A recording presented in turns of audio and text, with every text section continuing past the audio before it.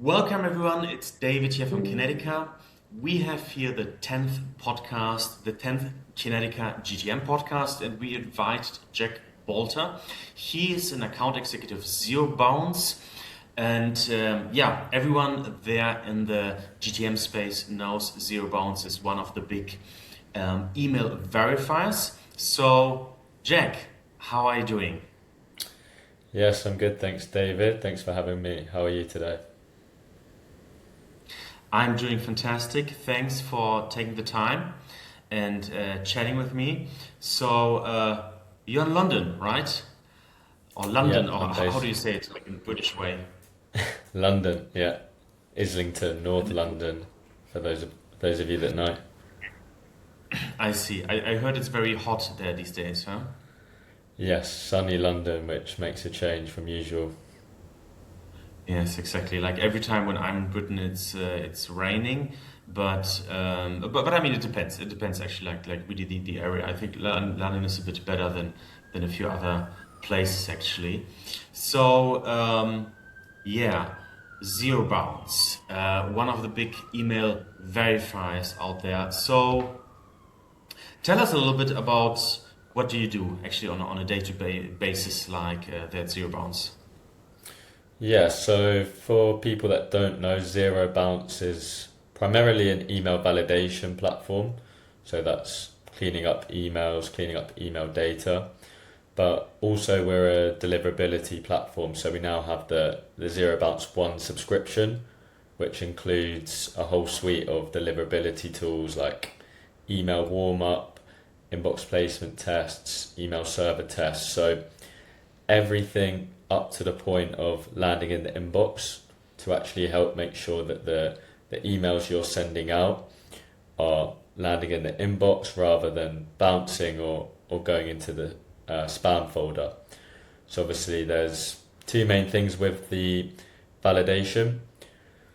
Cleaning up the Mhm. data means that those specific emails aren't going to bounce, but also reducing that bounce rate actually protects your reputation going forward. So it sets you up for kind of a long-term success as well. You can obviously, have some short-term success just sending to bad quality data, but yeah, that isn't going to last very long. Yeah. I mean, deliverability is definitely the most important topic these days when it comes to cold email. I mean, maybe always was, right? But it has become more difficult, and deliverability is one of the things that in every agency, I mean, that takes it seriously. This whole game like has to really focus on. What do you see are the things mm, that most people get wrong, or biggest mistake when it comes to deliverability? Yeah, it's interesting you say that deliverability is the most important thing because obviously a lot of marketing agencies and people coming from that perspective are obviously very familiar with it nowadays. But we work with clients across the spectrum, so end users that could be small solopreneurs all the way up to massive enterprises and that whole range. A lot of people don't actually know anything about it. They don't even realize it's a thing, which maybe the people who are more up to date with all the cutting edge GTM tools, they just take it as a given now. But some people are definitely still of that mindset. That was the case a few years ago where you can just create an email account and send out any emails, not as many emails as you want to send. But now on the technical deliverability side, there are so many things that go into it. Another question that I get a lot is, okay, what do we need to do exactly to land in the inbox? And a response I have to give a lot of the time is that there's no guarantee because with this deliverability stuff, Google, Microsoft, these email service providers are constantly updating and changing the rules, and it's not a black and white thing. It's more about following all the best practices to give yourself the best chance of landing in the inbox, but there's always going to be some trade-off. Obviously, if you just sent out one email, that's a very high chance of landing in the inbox, but people want to send a lot of emails because they want to reach more people and get more clients. So everything's always a trade-off. I think if you're validating your data, so sending to clean data, keeping your bounce rate low, you scale up the volume slowly, so you don't just create a new email account and start blasting thousands of emails on day one, and you have a good technical setup in terms of the DNS settings and everything like that configured correctly. That should put you at a pretty good point. There can be obviously specific issues that people need to resolve, but if you have that foundation, at least to start with, then yeah, that usually works pretty well. And another thing is that it's definitely better to build a good infrastructure from the start, because a lot of people come to us at the point where they've already done something wrong. They've got a really high bounce rate and they've been blocked by their sending platform. So if you can fix all the deliverability issues before they even happen, that's ideal. But obviously a lot of people think, oh, I'll get away with it until the problem actually happens. Yeah, it's interesting that you mentioned actually like the right DNS records. I just had a podcast also with the head of operations at SmartLead, and he also told me about the DNS records. Like people set up your DKIM, set up your SPF records, and for me it's like really funny actually to hear about that stuff. Because like, from my point of view, it's like the most basic thing actually. When you set out cold emails, and I remember the times when you still had to do it like really manually, go to the DNS records from the providers. Nowadays there are automated ways to do this. But is it still a thing so much? There are so many people that really not taking account of that. Yeah, you'll be surprised how common it is.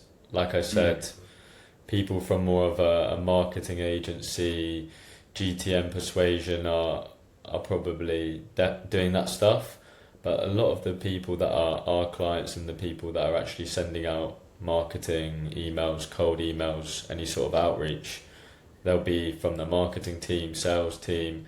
They're not necessarily that technical. Even myself, I'm on the sales team. I obviously have a technical understanding from working at ZeroBounce, but I'm not super technical myself, so even for me, I sometimes find it tricky to get my head around all this stuff. So you've got to bear in mind that a lot of these people, they're not coming from that technical background. So even something like that, it's something that doesn't cross their mind necessarily. But the good thing about this stuff is it's the DNS side of things is one area where it's very it is black and white to a large extent. It's you just have to do these things, follow the checklist, and there's so much information online that you can just kind of look it up and work out exactly what you need to do. So that side of things it's not necessarily easy, but it's quite simple, the steps to follow for that stuff. Makes sense, yeah. What are other things that you see right now at ZeroBounce that people are doing wrong? Another thing, like I mentioned before, is just the volume side of things. So it's very common where people will want to send a large volume of emails, but they don't realise that if you do that, it's an easy way to get your account flagged or end up on blacklists or just get marked as spam. So that's how this kind of whole cold email industry of companies like Instantly and Smartly came about, where you can manage multiple sending accounts in one place. The whole idea of that is obviously to distribute the sending volume across various accounts rather than one account. But a really good way to combat that now is email warm-up, which you can do with existing clients if you have an engaged database. So maybe a lot of larger companies, B2C companies that have a good database, they can warm up sending accounts by sending to their real customers and getting positive replies back and scaling up their sending volume that way. That's a good way to do it. Or you've got the products out there that can actually automate this process. So we have that as part of our ZeroBounce One subscription. With our warm-up pool, it's actually an independent pool, so it's all accounts that we've created. So the seed accounts, we don't use our customers sending accounts, which means we only have high quality accounts in there. Basically, the way it works is people can send out automated or automatically sends out emails to the seed accounts, send replies back, so that boosts your sender reputation, and that can be a good way to get the volume up. It's almost an insurance policy for sending your emails, because you're getting that guaranteed level of positive engagement. And especially if you're sending cold emails, that's really important, because inevitably with cold emails, the positive reply rate is going to be pretty low. Even for a really good campaign, the vast majority of your emails aren't getting a reply. So it's definitely essential. Makes sense. Where do you see is the place right now evolving when it comes to the different verification tools right now? I mean, like, maybe let's start with ZeroBounce itself, right? I mean, what do you have at the horizon? Where are you going as company? I mean, are you going more vertical or more horizontal in your setup, basically, right? So I mean, are you thinking about more other kind of functionalities, like for example the warm-up pool you just mentioned, right? Do you want to add more functionalities like this, or do you want to be more and more specialized in the verification space and just say, okay, we just want to be the best of the best of the best when it comes to this, or both? Yeah, I would say both. We definitely want to be the best with the validation. For example, we had a pretty big update on the validation product side of things recently in regards to catch-all emails. So for people that don't know, catch-all is one of the categories of validation, and basically what it is, it's a filter that gets put on certain domains, and it means that domain effectively accepts any email that comes into that domain. So for example, if I was to set ZeroBounce.net as a catch-all, if I emailed jack@ZeroBounce.net, that email is going to go through. But if I emailed 12345abcd@ZeroBounce.net, that email will still be picked up as a catch-all. A lot of bigger companies will use this. I think, for example, if someone leaves the company and they delete that mailbox and they've got hundreds of employees leaving every day, if it's a really large organization, then that means they can still pick up these emails and it prevents things being missed. So it's a useful tool for companies, but from a validation point of view, it basically means we don't know whether it's valid or not when we get this catch-all result. We can tell you it's a catch-all, but it's still risky to send to, because we don't know if that specific address is going to be valid or not, and therefore we don't know whether it's going to bounce. We actually made a really big update on that, where we're now validating the vast majority of catch-alls in real time. So in the first phase of validation, previously we had the Verify Plus feature, which enabled us to validate those catch-alls, but it would take 24 to 48 hours. Now that can be done in the first validation. For example, I believe last year we processed about 11 billion emails, and about 1 billion of those were catch-alls, so it's quite a high number. And now if you take the Microsoft emails, so that's business and personal, we're validating about 99% of those catch-alls first time round. So it's a massive drop off in terms of the emails that basically before you couldn't send to, now you can send to with that catch-all validation. So there's always updates like that coming out with the product, and the product team's always working behind the scenes on that stuff to basically improve the accuracy of the results.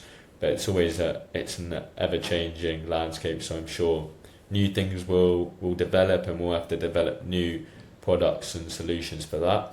For example, you're seeing a lot now of the AI managed inboxes. So these AI filtering tools where it's kind of native in Gmail or some platforms, or external tools as well, where it gives you like the AI summary, or it may be automatically flagging emails and putting it into spam based on your previous behavior. So we now actually have one of our sub-statuses within the valid category is AI agents. So we can detect some behavior that indicates that someone's got this AI filter on their inbox, and you can be either don't send to those people or be a bit more cautious if you're sending to them. So I think that's the validation side of things. And then generally, like you said, we are expanding horizontally as well. So we, like I mentioned, we got the ZeroBounce one, which includes warm up, inbox placement tests. We even have an email finder tool. So we definitely want to be a one place where you go to for your deliverability needs, as well as just validation. And a lot more people now are picking up the other tools, especially the warm up, which is probably the next thing after the validation that's going to actively help you improve your reputation. So the other things indirectly help to improve, but they're more information gathering tools, whereas the warm up and the validation are the ones that really help to actually actively boost your reputation. Mm-hmm. Makes sense. So a lot of things are happening right now on ZeroBounce, a lot of new features. I find this AI classifier super interesting, actually, because I mean this is something that in the cold email space everybody was afraid about, that at some point it will come, right? That we have this AI summaries, and now it is there. And again, like a new wave of people are saying, "Oh, cold email is dead. Cold email is dead," which, of course, I mean it's just another hurdle, let's say. But the cold email will never die, because people will always send emails between each other, and so basically it cannot die as a channel from that perspective, right? It's just more difficult to get into this, right? But that's why I need the expertise. So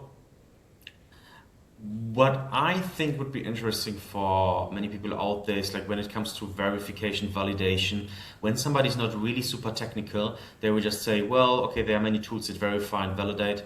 Fantastic. Let's just put one of them in, and that's it. But how, I think for most people, they cannot even differentiate when you have the different names of the companies out there. Okay, so we have this one that verifies, we have the other one that verifies. Okay, so why should I now go with this one or with that one? Can you tell us a bit more about the ins and outs there, like the real differences that I mean, I guess it's like data quality, right? But I mean, how do I know, even if as a user, well, is it now good, the quality, or not? Yeah, I would love to hear a little bit more about that. Yeah, it can definitely be difficult to assess, and there are a lot of platforms out there with quite a variation in price and also in the product. Yeah, it definitely can be difficult to assess.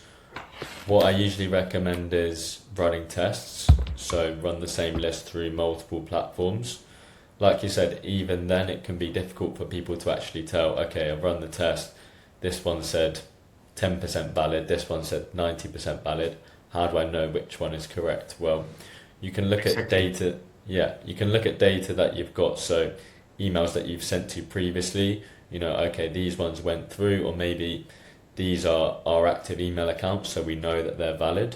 And then maybe you can either just make up an email account that doesn't exist on your domain, for example, or you can look at emails that you've sent to that have actually bounced, and then you can use that as your source of truth, and then you can compare that to the results that you get back.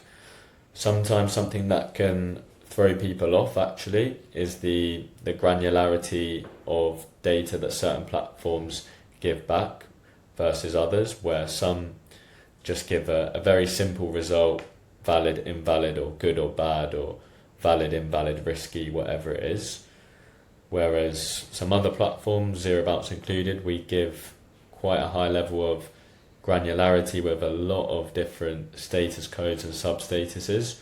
So we're giving you more information, which is generally more accurate and more precise, but that can throw people off because they might misinterpret the results. Say, for example, one of the categories that we provide is abuse emails.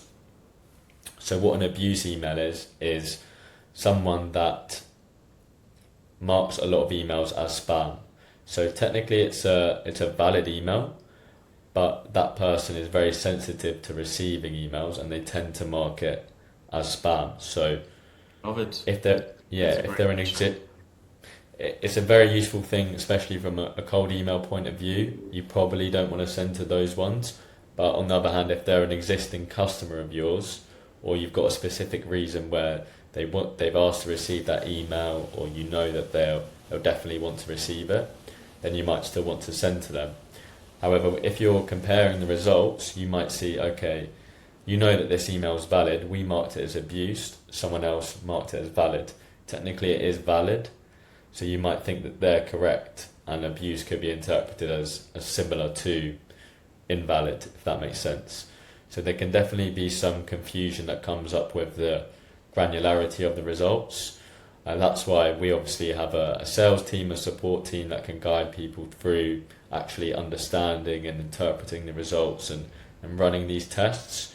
So I think that's another good way to compare is when you're contacting these companies, some of them are just a website and you can't really speak to a person, whereas ZeroBounce, we try to give you that ability to actually speak with a real person. We've got a good support team, and I'm sure some of the other validation platforms have that as well. So I definitely look out for that level of support beyond just having the very simple validation.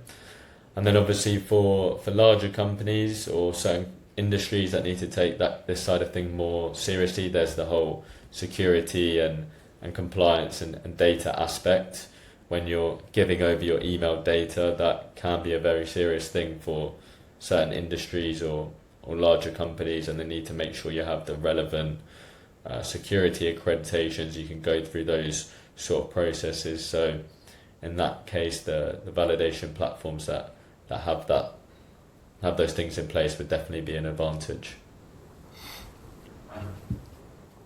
When it comes to the part that you mentioned right now with the people that mark you as spam very often, how do you know that? How are you able to verify if somebody marks you as spam?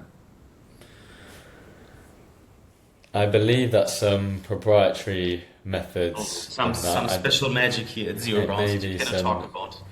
yeah, there may be some special magic. It's effectively based on the signals, potentially certain data that we have access to, partners that we work with, and some proprietary methods. So we own all our own servers, and that allows us to use our own infrastructure to develop these proprietary methods that, yeah, it gives us a lot of information. To be clear, we don't look at the data of any of our customers or the data that they're putting into the platform or anything like that. Mm. Okay, I understand. There's some magic happening in the background, and you Yeah. figure this out. Interesting, Yeah. interesting, for sure. Okay, how do you think is the space evolving right now? Like, do you think like ZeroBounce and the others in this space will be doing exactly the same thing next year and the year after, or do you think it's going in a different direction?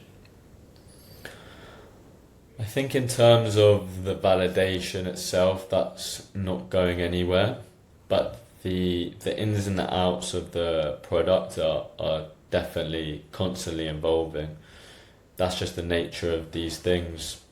Google or Microsoft, these ESPs will release updates that completely shift and change things, and then you've got to develop a new product or a new solution to deal with that.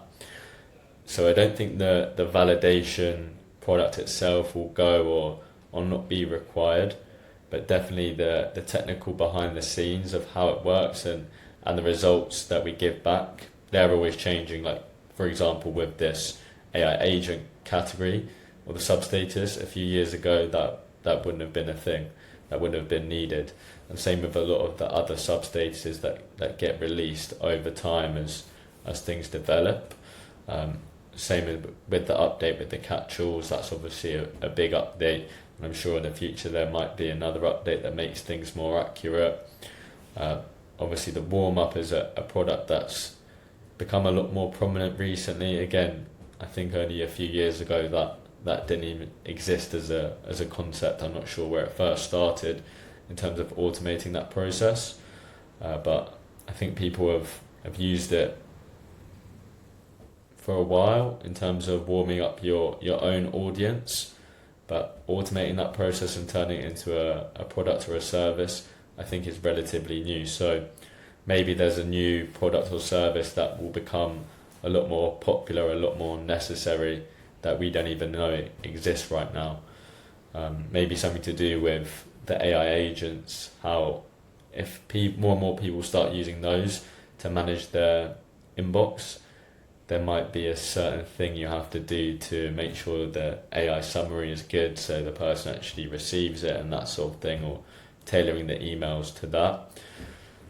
It could change. Again, with the AI stuff, I think, kind of linking back to something we mentioned before, it can make things a lot harder in terms of, let's just say, nowadays people can send so many more emails because you can automate things, you can get all this personalization, but that kind of meant that everyone's inboxes got flooded with these poor quality AI emails and actually made it harder to stand out.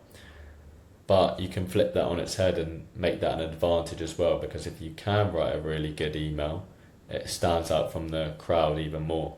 And maybe if you can write, obviously it's not automated, but if you can do some manual personalization or a manual email, that's going to stand out even more when everyone is constantly getting all of these AI emails. So all of these things always give you an opportunity to stand out from the crowd and do something different, even when it might seem like it's making it more difficult. The space is becoming more and more accessible for everyone, and cold email is something that is more and more part of everyone's GTM playbook.